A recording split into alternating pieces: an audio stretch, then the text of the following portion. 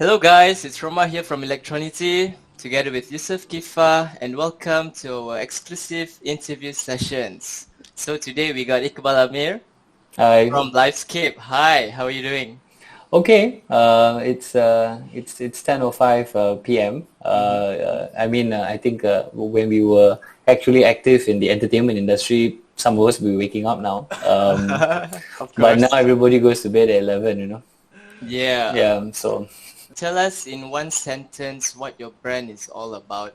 it's difficult to answer that in one sentence because Mm-hmm. of what the pandemic has done. Uh, but I can do like pre and post lah, right? So Mm-hmm. pre-pandemic, Livescape Group is Southeast Asia's largest uh, um, entertainment IP-owned entertainment company. As in, we own our own IPs, and we develop them, we build them, and we grow them, right? So essentially, that's what it was pre-COVID. Okay. Post-COVID, Livescape Group is now a independent creative business incubator. And which event was considered the most significant you've organized and why? Mm. So that event would be FMFA, Future Music Festival Asia. Which FMFA? Yeah, FMFA, why the most significant, it was because it had the largest emotional impact on me and the team. Mm-hmm. From actually learning how to build a large-scale music festival, because it was a crash course for us. Mm-hmm. And At that point in time, in Southeast Asia, a lot of things did not exist. We had to bring things in from Thailand. Yeah. You know, I remember very clearly when we were doing a State of Trance. Mm-hmm. We set up the sound system and we were very happy with it, but they weren't. Mm-hmm. Mm-hmm. And I remember our production guy basically shouting and saying, "You've taken the whole sound system of whole of Malaysia." And yeah, it's still not enough, but then but it was a huge learning curve for us. So in terms of the biggest impact, or the biggest sort of like how it defined the company, it would be Future Music Festival Asia. But the one that showed that we can do it is Institute. Was there anything FMFA missing out on? And if there's any, how would you fill that gap? I think FMFA was a monster. It was gargantuan in many shapes and forms, right? Everybody wanted to be on it. Everybody wanted to participate in it. A lot of people also wanted to see you fail, because you're trying to do something that's never been done before. Mm-hmm. I think if there was one thing that was missing, it would actually be I think community support. Talk about community, right? In your experience, what do you think is the perception of general Malaysians regarding electronic music and its culture here in Malaysia? Yeah, I actually think we have a pretty strong electronic music community. I really do. Every time I get into a conversation with somebody about electronic music, it's actually a lot more deeper than what I think the conversation is going to be about. Mm-hmm. Yeah, and so I actually think we actually have a very strong electronic community. The only problem is that we just have too much keyboard warriors. We don't have we just people who have talk, but we don't have people.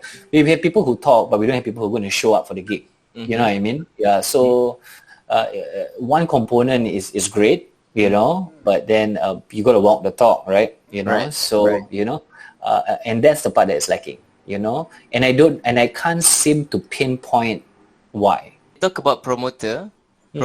How do you ensure that your consumers' demand are met? So one thing that Livescape discovered very early on was that if we continued to be artist-based, we were going to be stuck in a hamster wheel. So we discovered this when we were doing FMFA. So we were doing FMFA when we went into the third year. It actually didn't matter who we had. because the brand was strong enough. And look, we had a stellar lineup, right? Yeah, you know, Malaysia was going to witness the Wu-Tang Clan, you know what I mean? So we had shit like that, right? It's really awesome. But it is because the brand is strong. And it was IP, right? Livescape discovered that, and we are very IP focused. There's so many issues going on around, but one thing we would like to highlight here is what are your thoughts on event cancellations by authorities or entities? This is the time for the arts and the creative community to go out there and be stronger, to demand, you know, to demand for things, the youth do not understand how powerful they are. Right. Yeah, we have to agree with that. Yeah. Right. You don't understand how powerful you are. You know what I mean? There's 7 million people. 7 million. There's 7 million 18-year-olds every year. You know? 7 million. You know. There's 7 million votes. You know. It's very strong. It you is. know? Are you telling me 7 million of these people, all of them, not one person likes electronic music? Come on. And that's the only thing you want, right? You just want to be heard. And once you are heard, you have a dialogue. Once you have a dialogue, then you can start to change things. Right. So talk about education, right? Do you think collaboration in terms of educating people is a solution that can elevate our scene, or is competition a better solution? Actually, I'm more for competition. Okay. All right. I'm more for competition. I think collaboration is the safe thing to say, right? We should all work together. Right, but then the thing is, there should be second nature. You know, you should always look out for each other. Right. You don't want to see the I don't know. I'm talking from a promoter's perspective. I don't want to see another promoter die. But competition forces you to innovate. Right. You know, and for me, that is what makes you different. Talk about innovating, right? Does your brand prioritize local talents before considering international talents? Maybe in this context, we can talk about brands like, for example, FSA is supposed to host Elro at Good Vibes last year. Yeah.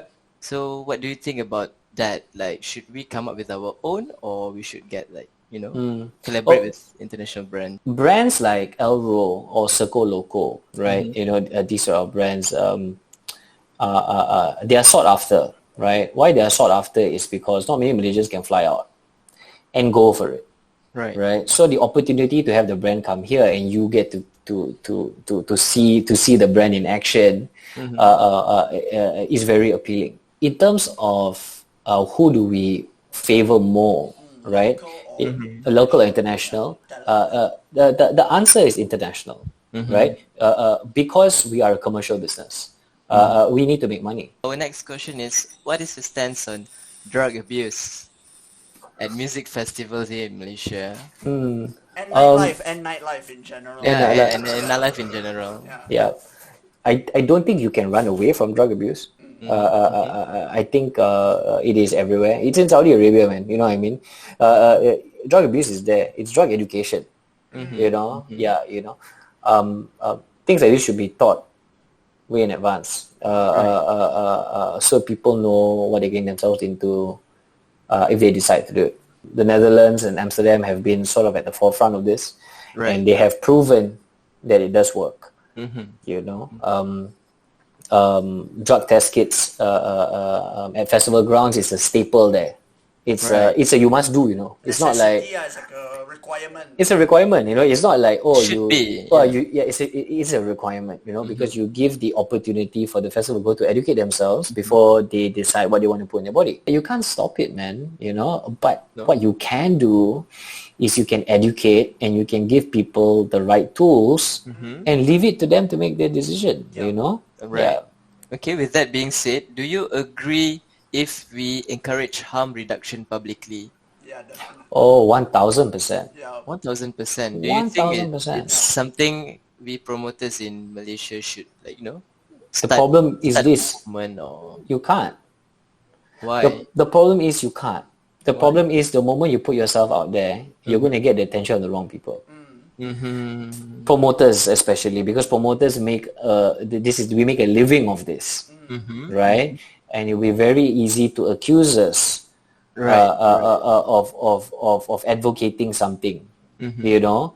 Harm reduction efforts should be championed by NGOs. It should be championed by the media. It should be championed by these sort of entities so that the government listens. Where would be your dream venue to host your future event?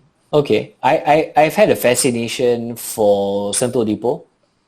Oh, Sentul okay, Depot. okay. The second one that I wanted to do and was actually very close to making it happen was Minds Wonderland. Oh, yeah. So we have a sub brand from It's the Ship called It's the Weekend, which is basically the same ship experience, but in a hotel. You know, and we are aiming to do one edition in Malaysia next year, sometime FMFA time like March, April. Yeah, so probably keep a lookout for that one. You know, Definitely, most definitely. That wraps up our interview for tonight. Once again, thank you, Iqbal, for yeah, being no part of worries. this. All good. And we appreciate your input on our questions. And yeah, we're done here. We're done Okay, for cool. tonight. Thank you so much. Awesome. Thanks.